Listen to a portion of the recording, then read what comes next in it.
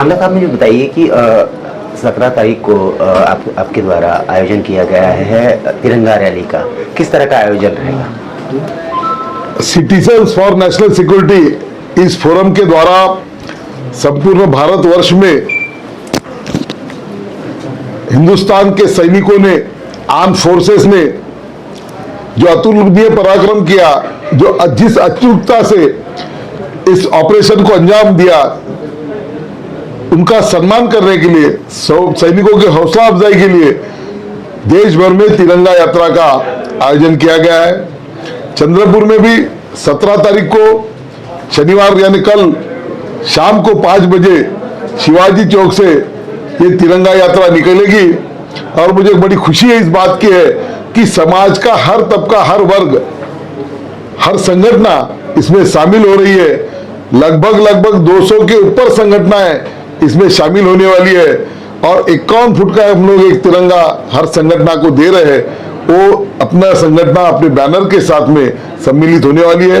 मुझे इस बात का, आप लोग नागपुर से आए, विश्वास है कि शायद ये विदर्भ की सबसे बड़ी तिरंगा यात्रा होने जा रही है। 5 किलोमीटर लंबी ये तिरंगा यात्रा होने की संभावना है। अभी हमने जिला प्रशासन के साथ में भी बैठक की।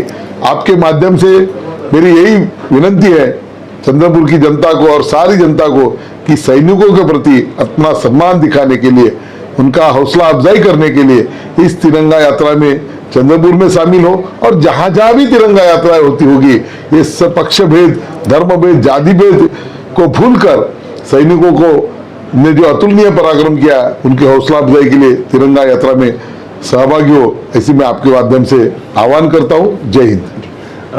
पंतप्रधान नरेंद्र मोदी जी ने जाति न्याय जनगणना का जो निर्णय लिया है, बहुत सराहनीय निर्णय है। सभी उसकी यानी कि ये कर रहे हैं, खुशी का माहौल है, क्या कहेंगे? ये सही है कि 1931 के बाद में जनगणनाएं हुई, लेकिन जात न्याय जनगणना हुई नहीं थी। जैसा कि आप सब जन जानते हैं कि सभी देश में एक बड़े प्रमाण में सभी जातियों को अपनी संख्या कितनी है उसकी एक इंपीरियल डाटा होना चाहिए। और जिस इंपीरियल डाटा के माध्यम से सरकार उस वर्ग को लिए जो योजनाएं बनानी है, उनकी हिस्सेदारी देनी है, उसके लिए डाटा की आवश्यकता थी। ये जनगणना हो, ऐसी सारे देशवासियों की मांग थी। और नरेंद्र भाई मोदी जी का मैं बड़े आदरपूर्वक धन्यवाद कहेंगे हम कि उन्होंने ये जातिगत जनगणना कराने का फैसला किया है।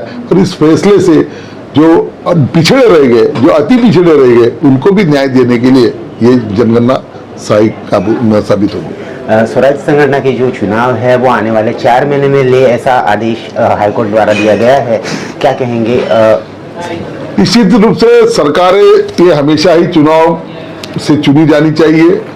डेमोक्रेसी में सरकार के द्वारा, जनता के द्वारा चुनी सरकार के माध्यम से काम चले, यही लोकशाही है। लेकिन कुछ कोर्ट के आदेश की वजह से ये सारा रुक गया था। अभी कोर्ट ने कहा है, माननीय न्यायालय ने, कि ये स्थानीय निकाय के चुनाव हो और सभी पार्टियां इसके लिए तैयार है। इस निर्णय का भी स्वागत करते हैं। निश्चित रूप से साधारणतः अक्टूबर तक के चुनाव होंगे, ऐसा एक दिख रहा है।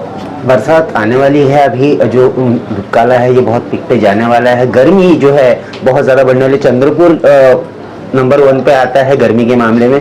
क्या एक देखिए, चंद्रपुर गर्मी का नंबर इसमें आता है।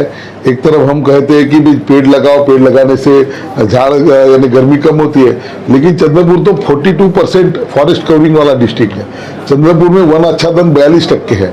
इसके बावजूद भी यहाँ पे 48 डिग्री जाता है। दुनिया में सबसे ज्यादा टेम्परेचर वाला जिला भी कुछ दिनों पहले आपने सुना है। इसके लिए 2 कारण है, नैसर्गिक रूप से तो है ही है, लेकिन यहाँ पे जो थर्मल एनर्जी का जो निर्माण होता है, यानी एक हम लोग पावर प्लांट बनाते हैं। यहाँ पे सीमेंट इंडस्ट्री में बहुत बड़े प्रमाण में कोयला जलाया जाता है। यहाँ पर स्टील इंडस्ट्री है। ये सारे इंडस्ट्री में जो कोल बर्निंग होती है, उसकी वजह से भी टेम्परेचर है। इसके लिए निश्चित रूप से और कुछ चीजें करने की आवश्यकता है। यहाँ का जो पोल्यूशन है वो कम करने की भी आवश्यकता है। उसकी उपाय योजना चल रहा है, लेकिन जो प्रमाण जो उसके परिणाम हासिल होने को ना, वो कुछ ध्यान में नजर नहीं आ रहा है। जी भाजपा ने राज्य भर में जिलाध्यक्षों की नियुक्तियां की है, चुनाव कराए मंडल अध्यक्ष के बाद में जिलाध्यक्ष, लेकिन चंद्रपुर में अभी भी वेटिंग पर है और कहा जाता है कि आमदार जोरगेवार जी के प्रभाव की वजह से चंद्रपुर में वेटिंग चल रही है, क्या कहना चाहिए? ऐसा कुछ नहीं है, 56 जगह हुआ है, 22 जगह अभी होना बाकी है। अब लगभग वो भी प्रक्रिया होती है। देखिए, एक पार्टी चलाते वक्त में सारी बातों का विचार किया जाता है और निश्चित रूप से चंद्रपुर में एक अपना बड़ा भारतीय जनता पार्टी का संगठन है। इस समय में 5 आमदार चुनकर आए हैं, हमने लोकसभा गंवाई है, तो लोकसभा भी कैसी हासिल हो और उर्वरित जो एक बचा हुआ आमदार है वो भी कैसा हो, इस दृष्टिकोण से पार्टी सोच रही है। और उसमें मैं तो यहाँ पे अभी मेरा प्रवेश हुआ है, इसलिए ऐसी कोई बात नहीं है, लेकिन इस बात यह है कि भाई सभी को लेकर चले, संगठन आगे बढ़े, इस दृष्टिकोण से ये निर्णय बाकी है, जल्दी वो निर्णय आ जाए। बीते समय में ये हुआ अर्थसंकल्प हुआ, उसमें आपने बहुत सारे मुद्दे रखे, विकास के दृष्टिकोण से कौन कौन से मुद्दे रखे थे और किस तरह का विकास आप चंद्रपुर को देना चाहते हैं? देखिए कि एक लोक प्रतिनिधि के नाते हमेशा से ही किसी को भी लगता है कि भाई हम लोग जिस काम के लिए हमें भेजा गया है जनता में, तो विकास का काम होना चाहिए। हमारा भी यही प्रयास रहा। पिछले टर्म में मैं निर्दलीय के रूप में रहा और मुझे बड़ा खुशी है कि मैं उस समय में बहुत बड़ा निधि अपने विकास, अपने मतदार संघ के लिए ला पाया। अगर आपने कहा कि चंद्रपुर का डेवलपमेंट, ये इंडस्ट्रियल डेवलपमेंट के साथ में ये चंद्रपुर ये टूरिज्म का हब बने, ऐसी मेरी कोशिश है। और टूरिज्म का हब बनने के लिए जो चीजें आवश्यक है वो सारी चीजें हमारे पास में। दुनिया में सबसे ज्यादा टूरिज्म होता है वो स्पिरिचुअल प्लेसेस पे होता है। तो यहाँ पे महाकाली मंदिर है, 550 साल पुराना मंदिर है, तो उसको भी देश भर से उसके माता के भक्त है मानने वाले, इसलिए हम लोग एक माता महाकाली के विकास के आराखड़े को 272 करोड़ रुपए का जो बनाया है उसको मंजूरी राज्य सरकार देने वाली है, नंबर 1। नंबर 2, यहाँ पर सोशल टूरिज्म होता है, दूसरा नंबर का टूरिज्म, जहाँ एखादा व्यक्ति, एखादी सामाजिक घटना होती है। हमारे दुनिया में केवल 2 जगह दीक्षा भूमि है, दीक्षा दी गई है, एक नागपुर में दीक्षा भूमि है, दूसरी चंद्रपुर में दीक्षा भूमि है। नागपुर के दीक्षा भूमि का विकास हुआ, चंद्रपुर के दीक्षा भूमि का विकास हुआ नहीं है, इसलिए चंद्रपुर के दीक्षा भूमि के लिए विकास के लिए हमने 100 करोड़ रुपए मंजूर करवाए। 56 करोड़ रुपए का विकास हो चुका है, यानी पहले टप्पे का काम चालू हो गया है, दूसरे टप्पे का भी काम शुरू होगा, वो भी एक है। तीसरा, वाइल्ड लाइफ का यहाँ पे टूरिज्म होना चाहिए। ताड़ोबा के माध्यम से बहुत बड़ा यहाँ पे वाइल्ड लाइफ है यहाँ पर, तो 2.25 लाख पर्यटक आते हैं, 2.25 लाख पर्यटक आके ताड़ोबा देखकर चले जाते हैं, लेकिन उसका चंद्रपुर और चंद्रपुर डिस्ट्रिक्ट को उसका उतना फायदा नहीं होता, इकोनॉमी आपकी बूस्ट नहीं होती। इसलिए हमने 400 एकड़ जगह में 287 करोड़ रुपए की टाइगर सफारी मंजूर की है। ये टाइगर सफारी में टाइगर तो रहेंगे खुले तौर पे, लेकिन यहाँ पे वाइल्ड लाइफ रेस्क्यू सेंटर भी है, जिसमें करीब 22 से 24 बाघ जिनको रेस्क्यू किया गया है वो भी यहाँ पे रहेंगे। एक जू भी बनाने का हमारे मन में, जिससे ये सारा टूरिज्म बढ़ेगा। चौथी बात यहाँ पे, और यहाँ पे आर्कोलॉजिकल पुरातत्व विभाग का बड़ा ये है, यहाँ का एक पूरा गांव ऐसा तटबंदी किया हुआ है, तो आर्कोलॉजिकल टूरिज्म बढ़े। यहाँ पे अंडरग्राउंड माइनिंग की एक्टिविटी होती थी, अभी अंडरग्राउंड माइनिंग बंद हो गई है, तो उस अंडरग्राउंड माइनिंग को भी टूरिज्म के तौर पर हम यहाँ पे लाना चाहते हैं। इसलिए चंद्रपुर जिला टूरिज्म का हब बने।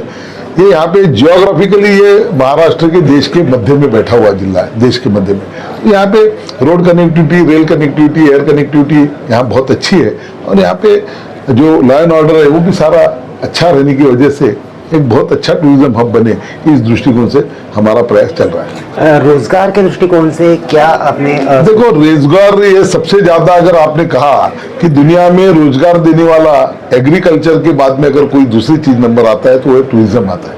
अगर एक टूरिस्ट आता है तो 50 आदमी की जेब में पैसे जाते हैं, इसलिए टूरिज्म को अगर बढ़ावा मिलेगा तो नेचुरली यहाँ पे बहुत बड़े प्रमाण में एम्प्लॉयमेंट होगा, सेल्फ एम्प्लॉयमेंट होगा।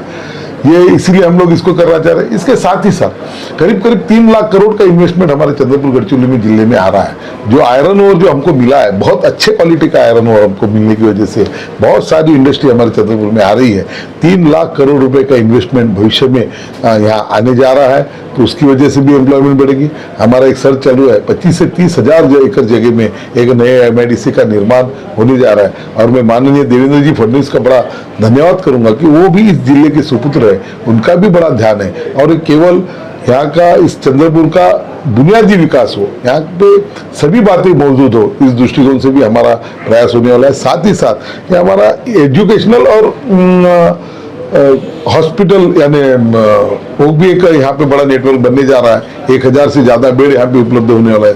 तो जो हेल्थ टूरिज्म है वो भी यहाँ पे बढ़ाने के दृष्टिकोण से हमारे प्रयास चल रहे हैं। चैनल के माध्यम से आपको जो आपकी जनता देख रही है, आपके मतदार बंधु देख रहे हैं, उनको क्या एक प्यार भरा संदेश आप कराएंगे? पैगाम यही है कि हर इंसान ने अपने कर्तव्य और अधिकार के प्रति जागरूक रहना चाहिए। साधारणतः डेमोक्रेसी में ये देखा जाता है कि हम अपने अधिकारों के प्रति तो जागरूक है, लेकिन हम अपने कर्तव्य के प्रति भी जागरूकता दिखाते हुए जो बताया गया है, जो अपेक्षित है, ऐसा वर्तन करे तो ये देश आगे बढ़ा ही है और आगे बढ़ेगा। और मोदी जी के नेतृत्व में देश तो चलिए, 3 नंबर की इकोनॉमी हो ही गया है।